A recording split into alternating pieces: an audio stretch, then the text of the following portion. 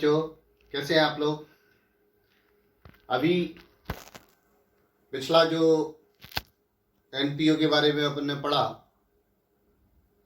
वो receipt payment account तक मैंने आपको पढ़ाया। आज से इनकम एक्सपेंडिचर अकाउंट और बैलेंस शीट चालू होगी।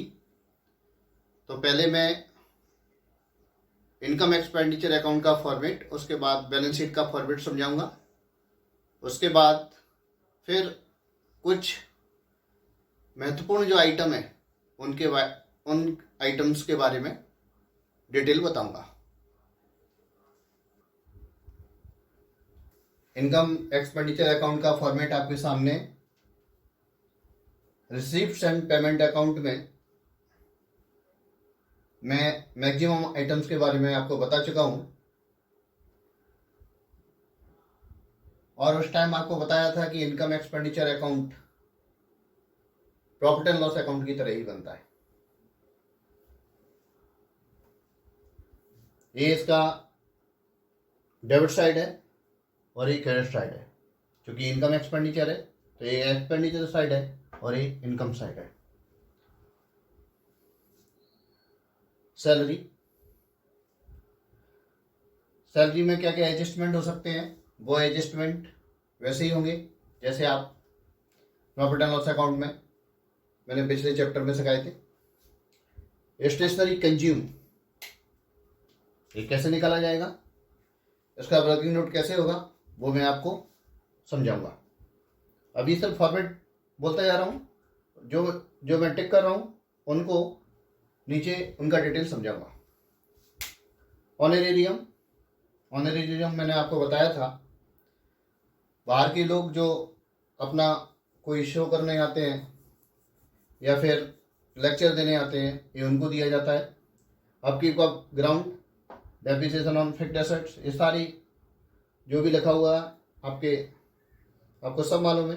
Wages, rent, interest paid, insurance premium, refreshment expenses, medicines,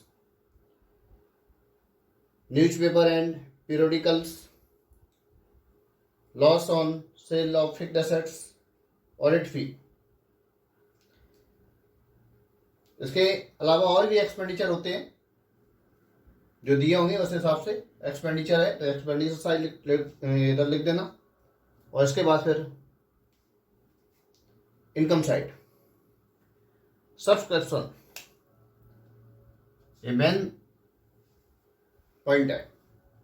इसका डिटेल मैं नीचे बताऊंगा, इसको कैसे निकालते हैं, इसमें कौन कौन से कैसे कैसे एडजस्टमेंट करते हैं।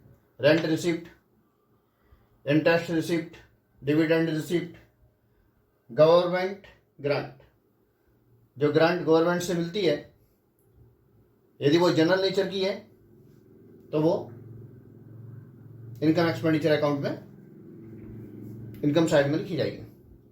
लेकिन ये यदि कैपिटल नेचर की है तो फिर ये बैलेंस शीट में जाएगी। मैं आपको पहले बता चुका हूं कि इनकम एक्सपेंडिचर अकाउंट में रेवेन्यू नेचर के आइटम लिखते हैं, कैपिटल नेचर के आइटम सारे के सारे बैलेंस शीट में लिखे जाते हैं। ऐसे ही एंट्रेंस फी रेवेन्यू नेचर की यहां लिखी जाएगी। यदि मान के चलो एंट्रेंस फी के बारे में लिखा हुआ है कि 40% रेवेन्यू मानिए, तो इसका मतलब हुआ 60% कैपिटलाइज है, तो यहाँ 40% इधर आ जाएगा और 60% बैलेंस शीट में जाएगा, और बैलेंस शीट में कैपिटल फंड में ऐड हो जाएगा। Admission fee, donation, general donation है तो इधर आएगा। वो कह रहे हैं कि इतना कैपिटलाइज कीजिए, तो जो कैपिटलाइज आइटम है वो आपका कैपिटल फंड में ऐड होगा बैलेंस शीट के लायबिलिटी साइड में। ड्रामा रिसिप्ट्स, ड्रामा से जो भी रिसिप्ट होगा। कलेक्शन फॉर एनुअल फंक्शन के लिए जो कलेक्शन हुआ वो कलेक्शन। प्रोसीड फ्रॉम एंटरटेनमेंट से जो भी रिसीव हुआ। इसके बाद profit on sale of fixed assets, यदि एसेट्स पर कोई प्रॉफिट हुआ है तो इस साइड आएगा, और यदि लॉस हुआ है तो इस साइड आएगा, डेबिट साइड यानी expenditure side. Loss on sale of assets same उसी तरीके से बनता है जैसे अपन प्रॉफिट एंड लॉस अकाउंट बनाते थे। इसके बाद अब इसमें अंतर क्या है कि वहां प्रॉफिट एंड लॉस अकाउंट में नेट प्रॉफिट निकालते हैं या नेट प्रॉफिट नहीं निकालते हैं। क्रेडिट साइड का आप टोटल करेंगे, मैक्सिमम टाइम क्रेडिट साइड का टोटल ज़्यादा आता है और डेबिट साइड का टोटल कम आता है। तो ऐसी कंडीशन में जब क्रेडिट साइड का टोटल ज़्यादा आएगा और डेबिट साइड का कम आएगा, दोनों को माइनस करेंगे। माइनस करने के बाद जो भी आएगा उसको सरप्लस बोलते हैं। आप ये भी लिख सकते हैं excess of income over expenditure. यदि ये पूरा नहीं लिखना तो सरप्लस भी लिख दिया तो भी चलेगा। This amount is balancing figure. यदि ऐसा हुआ कि एक्सपेंडिचर साइड का टोटल ज़्यादा आया, इनकम साइड का टोटल कम आया, तो ऐसी कंडीशन में बैलेंस इस साइड आएगा।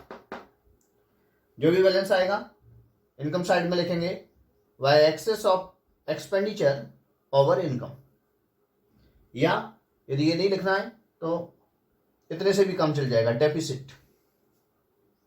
ठीक है, तो इस तरीके से प्रॉफिट एंड लॉस में इसको क्या बोलते थे, नेट प्रॉफिट, और इस साइड को क्या बोलते थे, इधर अगर बैलेंस आता है तो नेट लॉस, और यहाँ पर सरप्लस या डेफिसिट।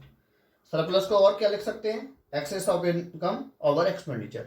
डेफिसिट को क्या लिख सकते हैं, excess of expenditure over income. इस तरीके से आपका ये इनकम एक्सपेंडिचर अकाउंट तैयार हुआ। एक बार फिर कहना चाहूँगा, ध्यान रखने वाली बात, जो भी रेवेन्यू नेचर की आइटम है वो इनकम एक्सपेंडिचर में उनकी एंट्री पास करते हैं।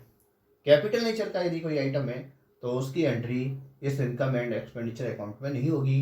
कैपिटलाइज जिसे किया गया है, कोई डोनेशन है, कोई इनकम है जिसको कैपिटलाइज किया गया है, तो उसकी एंट्री अपन बैलेंस शीट में करेंगे। इसके बाद अब बैलेंस शीट का फॉर्मेट देखेंगे।